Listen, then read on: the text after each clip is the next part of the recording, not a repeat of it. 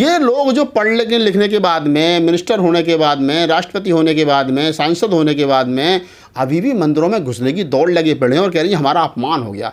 भाई बाबा साहब डॉक्टर अम्बेडकर जब पहले कह के मंदिरों से हमारा कोई लेना देना है, तुम जा रहे हो तो पिटोगे। मैं तो स्पष्ट कहता हूँ, कोई भी हो XYZ, मैं भी हूँ, आप भी हूँ, कोई भी हो, मंदिरों में जो मैं तो कह रहा हूँ, मैं पुजारियों का भाई धन्यवाद करता हूँ तुम्हारा। हे ब्राह्मणों, मैं तुम्हारे हाथ जोड़ रहा हूँ, तुम कैसे करके एक वो ले आओ, अध्यादेश ले आओ कि जो भी आदमी मंदिर में आएगा वो जाति प्रमाण पत्र के साथ में आएगा। तो बोर्ड तो लगे हुए हैं बहुत सारे। हाँ नहीं, जाति प्रमाण पत्र देखो, अगर कोई गलती से दलित तुम्हारे यहाँ चला जाए तो भाई उसे इतना पीटो कि कम से कम उसकी आने वाली पुश्तें जो कहते हैं कि इधर नहीं जाना। ये बाबा साहब की नहीं मान रहे, ये बुद्ध की, कबीर की, नानक की, रैदास की, फूले की, काशीराम की, किसी की नहीं मान रहे। अब कम से कम पिट के ही मान जाएंगे। ये कुछ चीज़ें ऐसी हैं कि जो हमारा संविधान तो हमें अधिकार देता है, समानता का, बंधुता का, मैत्री का जो अधिकार है, जो हमारे महापुरुषों ने लड़ झगड़ने के बाद में लिया है, तो वो संवैधानिक रूप से तो हमें मिला है। लेकिन जिन लोगों के मन मस्तिष्क में संविधान की कोई वैल्यू नहीं है, संविधान में लिखी हुई बातों की कोई वैल्यू नहीं है, उसमें लिखे हुए आर्टिकलों की कोई वैल्यू नहीं है, और जो लोग आज भी जाति के वर्चस्व को बनाए रखना चाहते हैं, जो लोग चाहते हैं कि जाति बनी रहे, क्योंकि जाति के आधार पर ही वो महान हैं, उनके अंदर कोई और दूसरी क्वालिटी है नहीं। दरअसल दिक्कत यह है कि अगर कोई पढ़ा लिखा आदमी हो, अगर कोई ऐसा पैमाना हो कि जैसे कि IAS बनने के लिए आपको यहाँ तक की शिक्षा ज़रूरी है, आपको टीचर बनने के लिए ये शिक्षा ज़रूरी है, आपको पियोन बनने के लिए ये शिक्षा ज़रूरी है, अगर ठीक इसी प्रकार एक सिस्टम सरकार ले आए कि आपको ब्राह्मण बनने के लिए ये शिक्षा ज़रूरी है, आपको क्षत्रिय बनने के लिए ये शिक्षा ज़रूरी है, आप अगर ये नहीं तो आप शूद्र हैं, आपको वैश्य बनने के लिए आपको अच्छा उद्योगपति होना ज़रूरी है, तो अगर इस प्रकार के सिस्टम जो है वो मुल्क भर में बन जाए तो शायद कुछ सुधार हो। लेकिन ये क्या है कि मुल्क भर में जो जाति है, जिसको मैं अक्सर कहता हूँ कि जाति है कि कभी जाति नहीं, उस जाति के आधार पर माँ के पेट से पैदा होते जो आदमी श्रेष्ठ साबित हो जाता है। 5 साल के ब्राह्मण का पैर जब 70 साल का जाट छूता है, जैसे राकेश टिकैत जी ने अभी पिछले दिनों एक बात कही थी कि हम तो 5 साल के ब्राह्मण को अपने सरियाने बिठाते और दादा कहते, तो ये क्या है? ये मैं नहीं कह रहा हूँ, ये राकेश टिकैत जी की ऑन रिकॉर्ड स्टेटमेंट है। तो आप इसको समझिए कि 50 बीघे ज़मीन, 100 बीघे ज़मीन, इतना बड़ा नेता राकेश टिकैत, जो किसान है उनका सबसे बड़ा नेता, जिसकी बात उनकी पूरी बालियान जो खाप है वो मानती हो, और उसके बाद में वो आदमी कह रहा है कि 5 साल के ब्राह्मण को हम जो है श्रेष्ठ मानते हैं, तो आप समझिए कि मुल्क में जातिवाद कितना हावी है।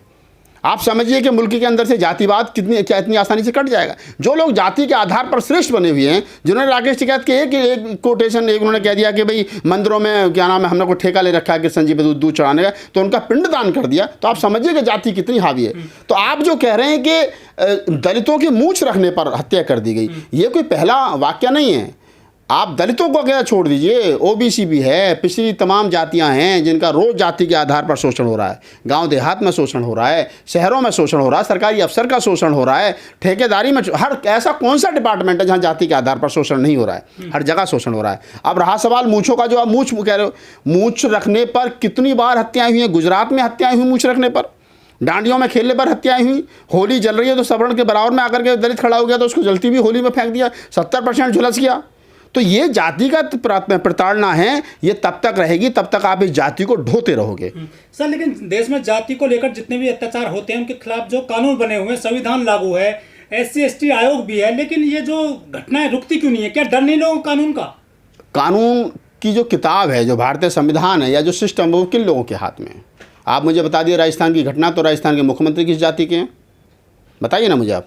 राजस्थान के पाली में एक दलित युवक की इसलिए हत्या कर दी गई कि उसने मूंछ रख रखी थी और वो एक रॉयल जिंदगी जीता था, बढ़िया ब्रांडेड कपड़े पहनता था, सूटेड वूटेड रहता था, इसलिए हत्या कर दी गई। अखबार की किसी लाइन में, अखबार के 10वें पेज पर उसकी खबर नहीं छपी, लेकिन पाकिस्तान में एक हिंदू लड़की की हत्या कर दी गई, अखबार के मुख्य पृष्ठ पर छपी, नवोदय टाइम्स पे, जबकि हमारा पाकिस्तान के लोगों से कोई लेना देना नहीं है। लेकिन ये लोग जो सिस्टम में बैठे हैं, आपने कहा कि कानून का डर नहीं है या संविधान का डर नहीं है, ये वही लोग बैठे हैं जिनकी सह पर ये सारा काम हो रहा है। अगर राजस्थान के मुख्यमंत्री तो वो किस जाति के हैं? क्या दलित तो है नहीं, OBC तो है नहीं, हैं कौन? वो सवर्ण है, और सवर्ण समाज ये काम कर रहा है। तो जो कहते हैं ना हमारे गांव देहात में कि जिसका बाप दरोगा उसे डर का है बात का, जब बचाना, आपने देखा उत्तर प्रदेश के क्या नाम है हाथरस में किस प्रकार से एक वाल्मीकि लड़की की हत्या की, पहले बलात्कार किया गया, फिर उसकी हत्या की गई, फिर रात को अंधेरे में पेट्रोल छिड़क करके उसको जला दिया गया। क्या हाथरस में BJP हार गई? नहीं हारी ना। क्या उस सीट पर BJP हार गई? नहीं हारी ना। लोगों की संवेदनाएं मर चुकी हैं, लोगों का विवेक मर चुका है।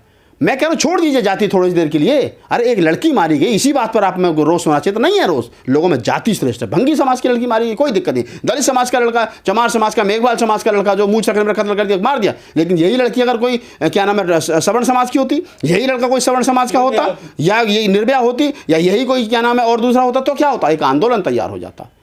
ये सवर्ण समाज के लोग आंदोलन कर रहे होते और हम भी उसका पार्ट होते। जैसे निर्भया आंदोलन के हम लोग पार्ट थे, हम भी उसमें कैंडल लेकर के जाते हैं कि निर्भया को इंसानियत न्याय मिलना चाहिए। दिल्ली कैंट पर एक 9 साल की दलित बच्ची के साथ में रेप कर दिया गया, वहां पर सवर्ण समाज क्यों नहीं आया? क्योंकि सवर्ण समाज को पता है ये लड़की दलित है, हमारा कोई लेना देना नहीं है। लेकिन कल को अगर किसी सवर्ण समाज की लड़की का आंदोलन होता है तो उसमें हम इसलिए जाते हैं कि देश की बेटी है। तो देश में जो जाति बहुत बड़ा फैक्टर है।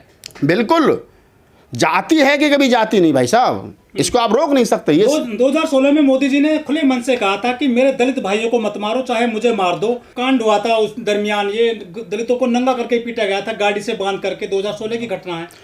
जिस देश का प्रधानमंत्री इतना कमजोर हो, जिस देश का प्रधानमंत्री जिसको कहता है वो मेरी 56 इंची छाती है, मैं बड़ा निर्भीक हूँ, जिनके क्या नाम है, जिनके चेहरा देख करके लोग डरते हों, वो प्रधानमंत्री इतना कमजोर, चंद दंगाइयों से, चंद ऐसे दबंग तो मैं नहीं कहूँगा इनको, ये नालायक और गलीच लोगों से जो इंसान को इंसान ना समझते हो, उनके सामने खड़े होकर के ये कहे कि मेरे दलित भाइयों को मत मारो, मुझे मार दो।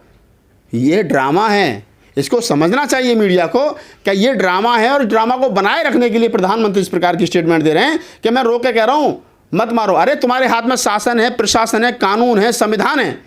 जो लोग, अगर प्रधानमंत्री जी ये कहते हैं कि अगर दलितों के साथ में किसी ने इस प्रकार की हत्या की तो बख्शा नहीं जाएगा, सख्त से सख्त कठोर सजा दी जाएगी। हम मानते प्रधानमंत्री जी मजे की बात कर रहे हैं, प्रधानमंत्री अकॉर्डिंग लॉ बात करें। भारतीय संविधान के किस आर्टिकल में लिखा है देश का प्रधानमंत्री रो करके ये कहे कि मेरे दलित भाइयों को मत मारो, मुझे मार दो? कहाँ लिखा भैया? हमने तो आज से देश के पहले किसी प्रधानमंत्री के मुँह से बात सुनी। प्रधानमंत्री तो छोड़ो, हमने तो किसी दरोगा के, किसी SHO ने ये नहीं कहा, किसी गाँव में जाकर के किसी सिपाही ने नहीं कहा कि नहीं भाई इन लोगों को मत मारो, मुझे मार लो। ऐसा कहीं होता है क्या? इतनी करुणा, इतनी दया काहे के लिए? ये राजपाट है, ये राजपाट दया और करुणा से नहीं चलता, न्याय से चलता है। देश में जो PM है मोदी जी, वो उत्तर प्रदेश में आते हैं और जो सफाई कर्मियों के पैर धोते हैं, वो उसके बावजूद जो आप एक दलित युवक की थाने में मृत्यु हो जाती है कस्टडी में। देखिए, पहली बात तो मैं उन 4-5 आदमियों को ढूंढ रहा हूँ उसी दिन से, वो मुझे मिल नहीं रहे। मैं उनका कास्ट सर्टिफिकेट ढूंढूंगा, देखूंगा क्या क्या वो वास्तव में दलित थे कि जिनके पैर जो प्रधानमंत्री जी ने धोए गए।